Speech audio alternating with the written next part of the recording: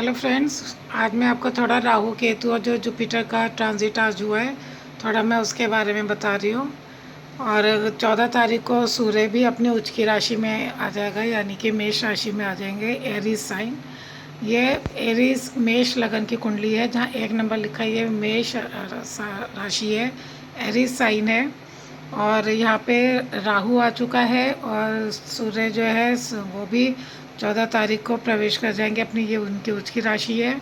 और ठीक उसके अपोजिट ये है लिब्रा साइन है, यानी कि तुला राशि, जहाँ पे केतु आ चुके हैं। और आज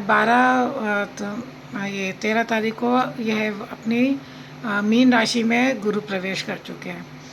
तो यह जो है इस समय जो ग्रहों की दशा है, यह बहुत ही अच्छी और बहुत ही सबके लिए शुभ होने वाली है।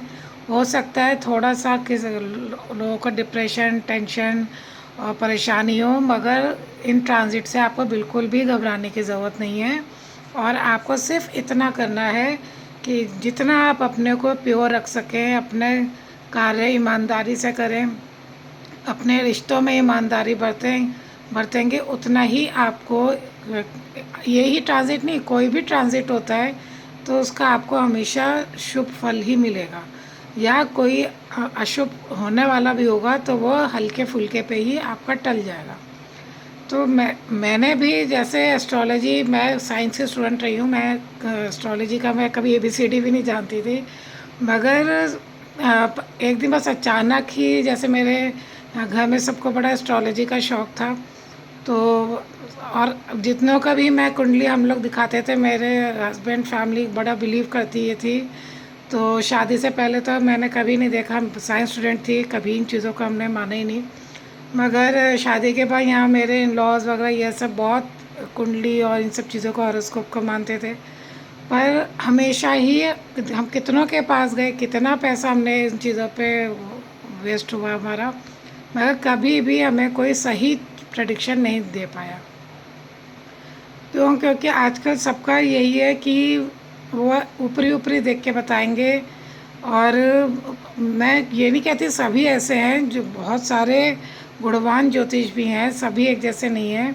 मगर हाँ, हमारे जो कांटेक्ट में आए वो हमें ऐसे ही मिले कि कभी भी सही उन्होंने हमें बताया ही नहीं।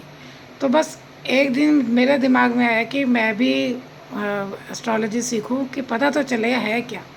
और फिर मुझे इतना इसमें गहन रुचि, इतना इंटरेस्ट आया कि मतलब अब ये कि खाना भी इसके साथ है, पीना भी इसके साथ, सोना भी इसी के साथ है, जागना भी।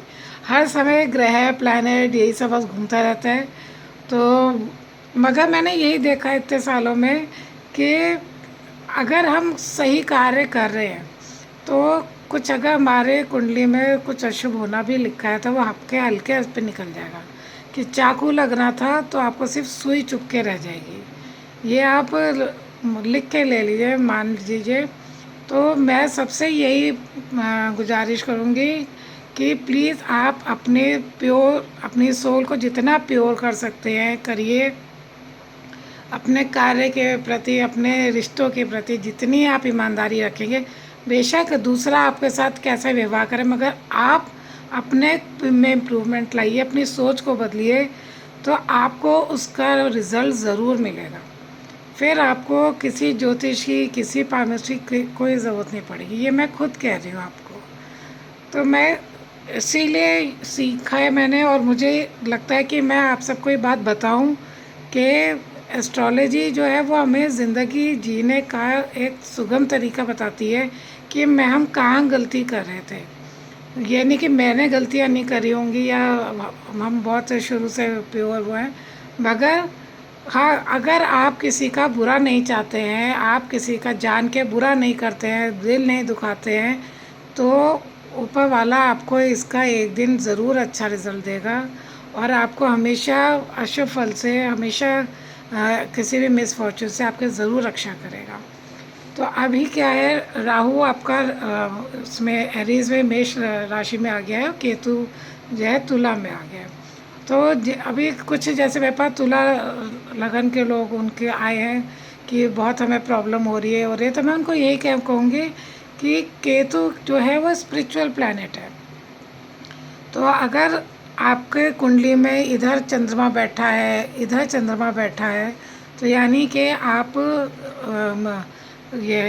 मेष राशि हो जाती है। मीन्स मेष का मून जो साइन, एरीज मून साइन। और अगर आपका 7 नंबर पे आपका चंद्रमा कुंडली में बैठा है, तो इसका मतलब आप लिब्रा मून साइन, यानी कि आप तुला राशि के हो जाते हैं। तो राहु का चंद्रमा के साथ या केतु का चंद्रमा के साथ कॉम्बिनेशन हमेशा ही शास्त्रों में मैंने पढ़ा है खराब माना जाता है, कि आपका ग्रहण योग है और आपको डिप्रेशन देगा, आपको टेंशन देगा, एग्जाइटी देगा। बिल्कुल ऐसी चीज़ें होती हैं, आपको चीज़ों की सच्चाई नहीं दिखती है।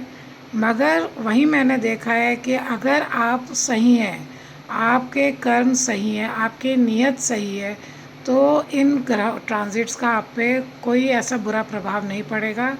और आप ऐसे इस समय को, इन ट्रांजिट्स को बहुत आराम से आप निकाल लेते हैं। हाँ, थोड़ा बहुत हल्का फुल्का असर ज़रूर आता है, मगर ऐसा कोई बहुत भारी आपको इनका अशुभ प्रभाव नहीं मिलेगा। तो जिनका भी राहु चंद्रमा का कॉम्बिनेशन बन रहा है या केतु चंद्रमा का कॉम्बिनेशन बन रहा है, यानी कि मेष राशि और तुला राशि, तो इन दोनों को ही बहुत सावधानी रखनी है कि आपने अपने राहु जो है वो आपको आपके डिज़ायर्स बढ़ाता है जैसे, और आपको ओवर एम्बिशियस करेगा। आप बहुत ज़्यादा हो सकता है, जहाँ मतलब जहाँ कुंडली में आपके जहाँ ये पहली राशि पड़ रही है, उस भाव से आपको वैसा फल मिलेगा कि आप सही उसको नहीं जज कर पाएंगे। राहु छाया ग्रह है, तो वो हमें कभी भी सही इमेज नहीं देखने देता है, सही चीज़ नहीं पता लगने देता। तो आपको बहुत सोच समझ के अपने डिसीजंस लेने हैं, और लोगों के साथ बहुत ही धैर्य से आपको काम लेना है। बिल्कुल भी आपको एग्रेसिव नहीं होना है, और किसी का आपको निरादर नहीं करना है।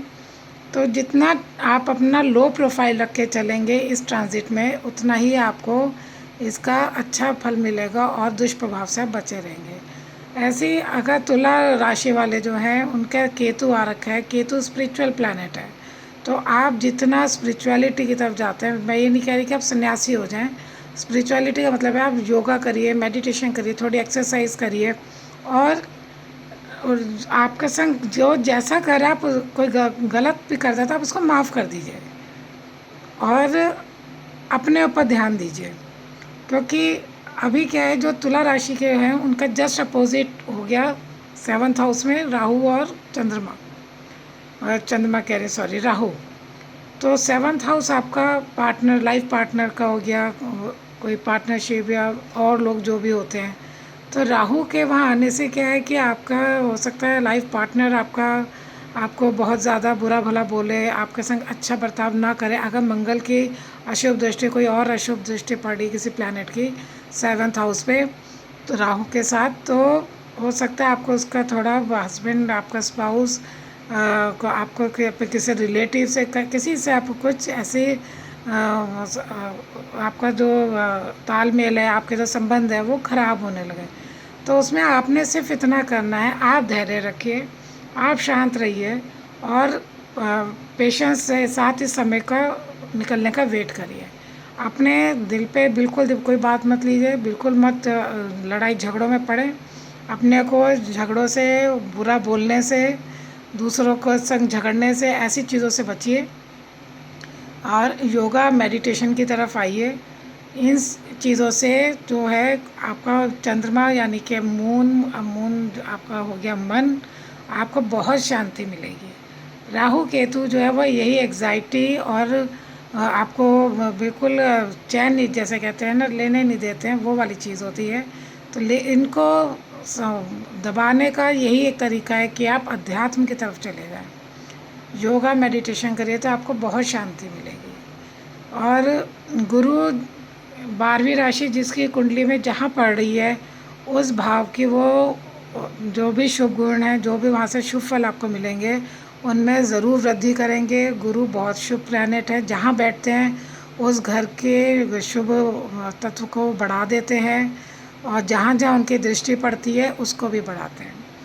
तो घबराइएगा मत कि राहु केतु ट्रांजिट हो गया, ये ऐसा हो गया, वैसा हो रहा है, वैसा हो रहा है। शांत रहिए, अपने का लो प्रोफाइल रखिए और अपने मन की शांति के लिए मेडिटेशन योगा की तरफ जाइए, तो आपको डेफिनेटली आपका ये समय बहुत अच्छे से निकलेगा, शांति से निकलेगा। और जितना हो सके अध्यात्म की ओर जाएं और अपना बिल्कुल लो प्रोफाइल रखें।